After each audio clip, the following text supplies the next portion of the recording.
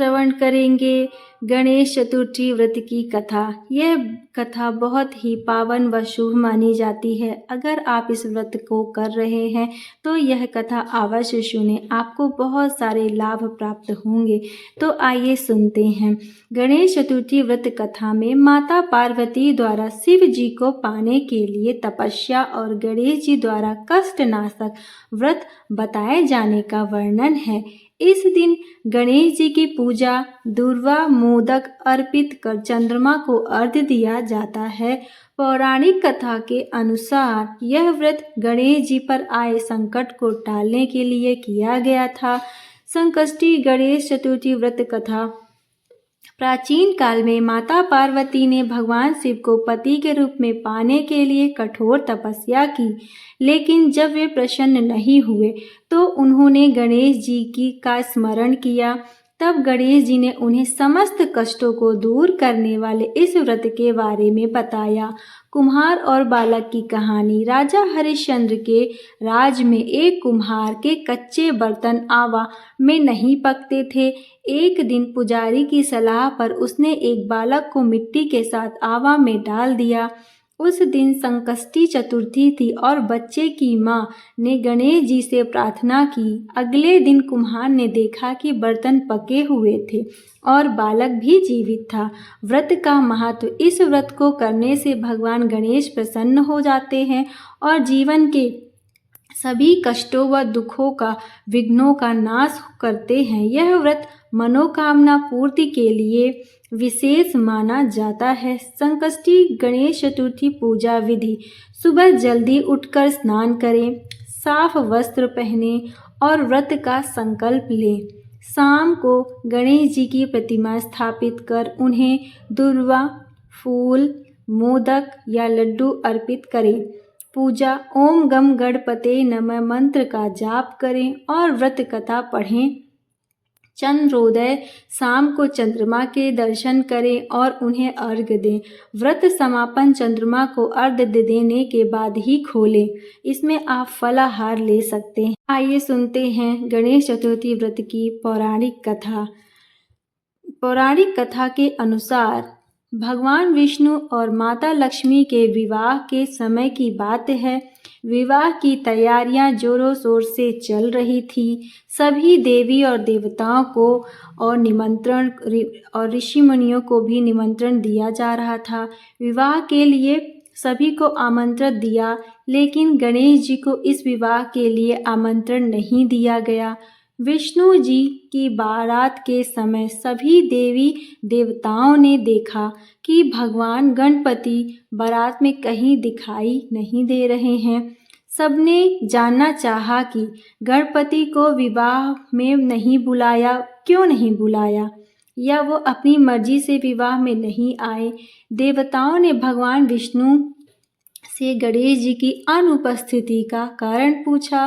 भगवान विष्णु ने उत्तर दिया, भगवान शिव को न्योता दिया गया है।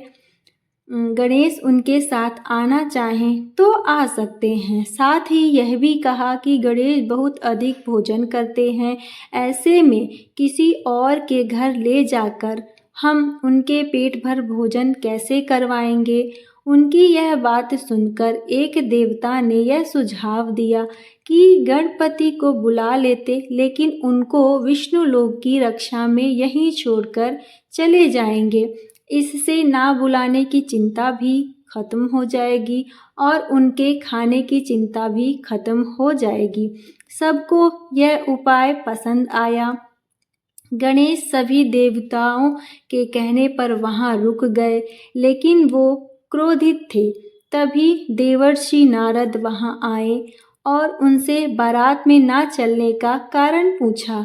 गणेश ने कारण बताया, साथ ही यह भी बताया कि वह उन विष्णु से गुस्सा हैं।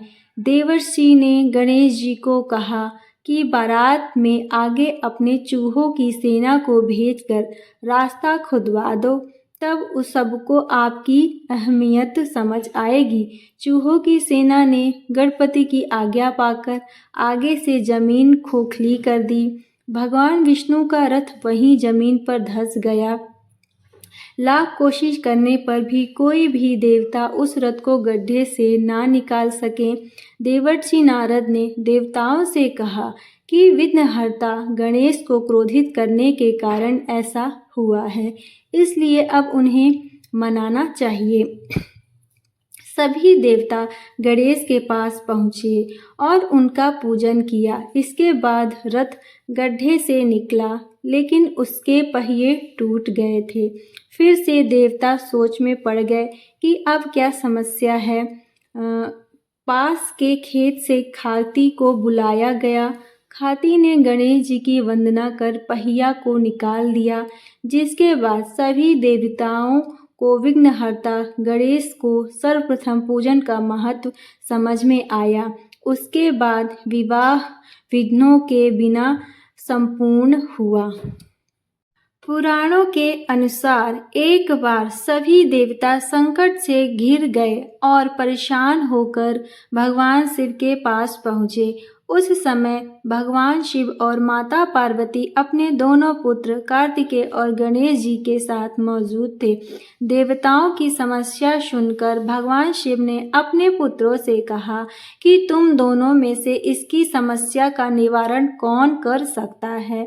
ऐसे में दोनों ने एक ही स्वर में खुद को योग्य बताया। भगवान शिव और असमंजस में पड़ गए कि किसे ये कार्य सौंपा जाए। तो ऐसे में भगवान शिव ने एक तरकीब निकाली और अपने पुत्रों से कहा कि तुम दोनों में से जो सबसे पहले पृथ्वी की पूरी परिक्रमा कर चक्कर लगाकर आएगा, वही देवताओं की मदद करने जाएगा।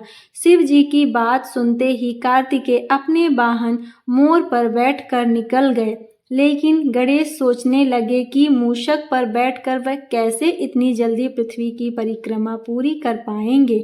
बहुत सोच विचार के बाद वे अपने स्थान से उठे और अपने माता पिता की 7 बार परिक्रमा करके अपने स्थान पर वापस बैठ गए और कार्तिकेय के आने का इंतजार करने लगे। भगवान शिव ने गणेश जी से परिक्रमा करने का कारण पूछा तो उन्होंने कहा कि माता पिता के चरणों में ही समस्त लोक है। इनके इस जवाब से भगवान शिव भी प्रसन्न हो गए और उन्हें देवता की मदद करने का कार्य सौंप दिया। साथ ही यह भी कहा कि हर चतुर्थी को भक्त गणेश चतुर्थी व्रत का सच्चे मन से व्रत करेगा, उसके सभी कष्टों का और दुखों का नाश होगा।